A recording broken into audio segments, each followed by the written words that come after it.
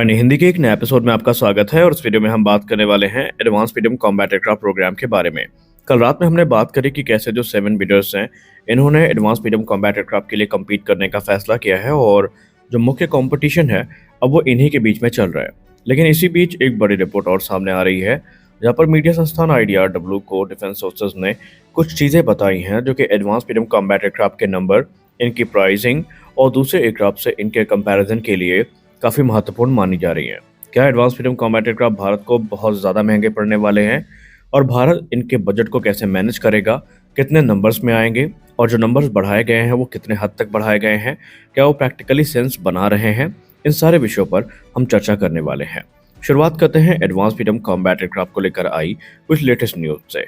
इसमें कोई संदेह नहीं है कि इस समय aeronautical development agency, Hindustan aeronautics limited और इंडियन एयरफोर्स मिल करके संयुक्त रूप से ये प्रयास कर रहे हैं कि किसी भी प्रकार से इनका डेवलपमेंट फास्ट किया जाए, क्योंकि इंडियन एयरफोर्स को इस पॉइंट ऑफ टाइम पर जो एडवांस फाइटर्स हैं इनकी काफ़ी ज़रूरत है और ऐसे में एडवांस मीडियम कॉम्बैट एयरक्राफ्ट हमारी सारी रिक्वायरमेंट्स को पूरा कर सकता है। और ऑलरेडी एरोनॉटिकल डेवलपमेंट एजेंसी और हिंदुस्तान एरोनॉटिक्स लिमिटेड ने ये कंफर्म कर दिया है कि जो प्रोटोटाइप सर्टिफिकेशन है इसको 2028 तक कंफर्म कर दिया जाएगा, जहाँ पर पहली उड़ान 2028 के अंत तक या 29 की शुरुआत में हो जाएगी। अब यहाँ पर मीडिया से बात करते हुए कुछ अधिकारियों ने यह भी कहा कि जो कॉस्ट प्रोजेक्शन आ रहा है फुली लोडेड फ्लाईवे कॉस्ट का या फ्लाईवे यूनिट का ये भी फाइनलाइज लगभग हो चुका है और इस समय जो करंट प्रोटोटाइप डेवलपमेंट फेज है इसके दौरान ही हम लोगों ने जो सीरियल प्रोडक्शन है उसमें यूनिट प्राइस क्या होने वाली है इसका एक एस्टिमेट लगा रखा है और 2035 के लिए जो स्टेज है वो सेट है। हालांकि प्रिसाइज फिगर्स अभी भी सामने नहीं आए हैं, जो भी बातचीत हो रही हैं वो मीडिया के गलियारे में हो रही हैं, इसलिए जो भी यहाँ पर नंबर्स बताए जा रहे हैं उनको हम ये नहीं कह सकते कि वो मील का पत्थर है वही होने वाले हैं। उसमें उतार या चढ़ाव निसंदेह पॉसिबल है क्योंकि ये आधिकारिक नंबर्स नहीं है, लेकिन फिर भी माना जा रहा है कि जो इंडियन एयरफोर्स है और इस समय भारतीय कंपनियां हैं वो कोशिश कर रही हैं कि सीरीज प्रोडक्शन का जो चरण है उसको जल्दी से जल्दी पूरा किया जा सके। अब आपको पता है कि अगर कोई नया फाइटर बनता है तो उसके लिए सिर्फ हम फाइटर जेट को नहीं बनाते बल्कि हमें जो सप्लाई चेन डायनेमिक्स है वो भी देखनी पड़ती हैं। रिपोर्ट ऐसा बताती है कि जो पहला सीरीज प्रोडक्शन फेज होगा उसमें हमें 14.5 से ले 18 बिलियन डॉलर्स तक खर्च करने पड़ सकते हैं। इसमें बहुत सारी चीज़ें भी शामिल है, जैसे कि टोटल नंबर ऑफ एयरक्राफ्ट जो हो गया खरीदे जाने वो शामिल है और भी दूसरी चीज़ें जो है इसके साथ जुड़ी वो शामिल हैं। इंडियन एयरफोर्स की जहाँ तक बात रही तो इंडियन एयरफोर्स को यहाँ पर जो मल्टी ईयर साइकिल है बजट का वो काफ़ी सिस्टमेटिक मैनर में इन्वेस्ट करना पड़ेगा। जहाँ तक बात रही प्रोजेक्शन की तो अभी हमारे पास 15,000 करोड़ रुपए की जो राशि है वो आवंटित करी गई है, जिसके अंतर्गत हमें 5 प्रोटोटाइप्स का निर्माण करना है। यानी कि अराउंड देखा जाए तो प्रत्येक प्रोटोटाइप इस समय तकरीबन 1,000 करोड़ रुपए यानी कि 120 मिलियन डॉलर्स के आसपास कॉस्ट कर रहा है। और यहाँ पर ऐसा एक्सपर्ट्स मानते हैं कि एमका की जिस सीरीज प्रोडक्शन की हम बात कर रहे हैं उसमें जो एक लाइफ साइकिल होगा इनका पहले फेज में वो तकरीबन 28 बिलियन डॉलर का होगा अगले दशक तक, अगर हम इसमें फुल फ्लीट स्ट्रेंथ की बात करते हैं तो। क्योंकि आप सबको पता है कि 5th जनरेशन फाइटर्स को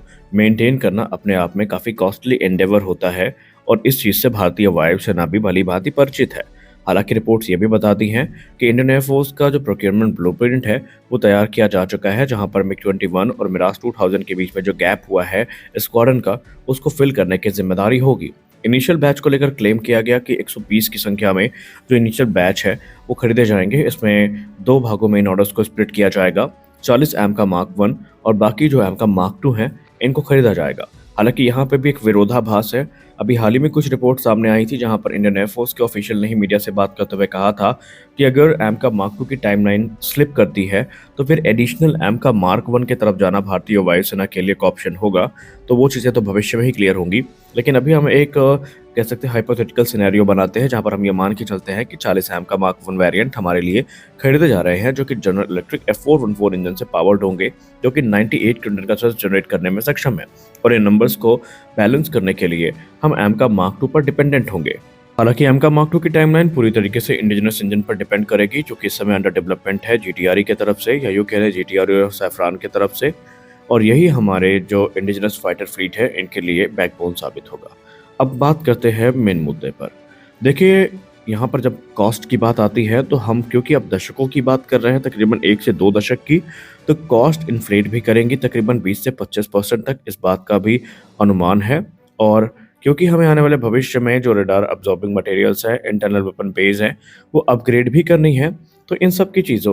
के चलते जो कॉस्ट है वो हल्का तो बढ़ सकती है। हालांकि यहाँ पर एक अनुमान सामने आया है कि पर यूनिट फ्लाईवे कॉस्ट जो इनिशियल बैच की होने वाली है वो तकरीबन 140 मिलियन डॉलर्स के आसपास होने वाली है। अब अगर हम इस फिगर की बात करें, आपको फिर से हम बताते चले कि ये फिगर मीडिया में जो अधिकारी हैं उनसे बात करने पर सामने आया है। ये एट्रियल या आडा के आधिकारिक फिगर्स नहीं है, लेकिन फिर भी अगर हम डिफेंस एनालिस्ट की बात करें तो अगर आप इसको ग्लोबल प्लेयर्स से कंपेयर करते हैं, फॉर एग्जांपल F-35A से, तो उसकी यूनिट कॉस्ट 82.5 मिलियन डॉलर्स से 110 मिलियन डॉलर्स के बीच में होती है। हालांकि हम सब जानते हैं कि आगे चल के यही कॉस्ट जो है 150 मिलियन डॉलर्स तक टच कर लेती है, लेकिन फिर भी अगर हम कंपैरिजन करते हैं तो निस्संदेह आपको एमका थोड़ा महंगा ज़रूर नज़र आता है। हालांकि हम इस बात को भी नहीं इनकार कर सकते कि जब एक बार ये सीरियल प्रोडक्शन में उतरेंगे और बड़े ऑर्डर्स आएंगे तो इनकी जो कीमत है वो नीचे गिरेगी, ये चीज़ हम अच्छे से जानते हैं। हालांकि हम ये भी जानते हैं कि अगर हम इसको सुखोई 57 से कंपेयर करें तो सुखोई 57 की जो यूनिट कॉस्ट है ये 60 से लेकर 80 मिलियन डॉलर्स पर यूनिट के बीच में रेंज करती है। हालांकि अधिकारी ये बात बताते हैं कि जब ये सीरियल प्रोडक्शन में उतरेगी तो या एमका जब सीरियल प्रोडक्शन में उतरेगा तो इसकी यूनिट कॉस्ट भी अराउंड 100 मिलियन डॉलर्स के आसपास होगी यूनिट में। लेकिन ये अपने कैटेगरी में हमें ज़्यादा अच्छा स्टेल्थ ऑफर करेगा, ये ज़्यादा अच्छा इंटरनल वेपन बे में जो मिसाइल कैरिंग कैपेसिटी है वो ऑफर करेगा। एआई ड्रिवन जो मिशन सिस्टम है ये ज़्यादा अच्छे होंगे, जो कि उस समय को देखते हुए या अगर हम अगले दशक की बात कर रहे हैं तो उस समय को देखते हुए ये भी प्राइस एक रीजनेबल प्राइस होने वाली है। हालांकि इस बर्डन को कम करने के लिए, क्योंकि आप सबको पता है कि कोई भी वायुसेना पूरी तरीके से फिफ्थ जनरेशन फाइटर्स पे डिपेंडेंट नहीं रह सकती, तो इस बर्डन को कम करने के लिए इनिशियल बैच में 120 तेजस मार्क टू खरीदे जाने की बात सामने आई है। हालांकि ये सारी रिपोर्ट्स बीतते समय के साथ ऊपर नीचे हो सकती है, क्योंकि एंड ऑफ द डे ये डिपेंड करेगा कि भारतीय वायुसेना की रिक्वायरमेंट क्या है। क्योंकि कुछ रिपोर्ट तो ये भी दावा करती हैं कि तेजस मार्क टू के जो ओवरऑल नंबर्स होंगे ये भविष्य में 200 को पार कर सकते हैं। लेकिन फिर भी हम ये जानते हैं कि एमका मार्क 1 और मार्क 2 अवॉइड किए नहीं जा सकते, क्योंकि हमें पहले ये था कि हमें 42 जो एक्टिव स्क्वाड्रन है इन नंबर्स को अचीव करना है, लेकिन अब ये कंफर्म हो चुका है कि भारतीय वायुसेना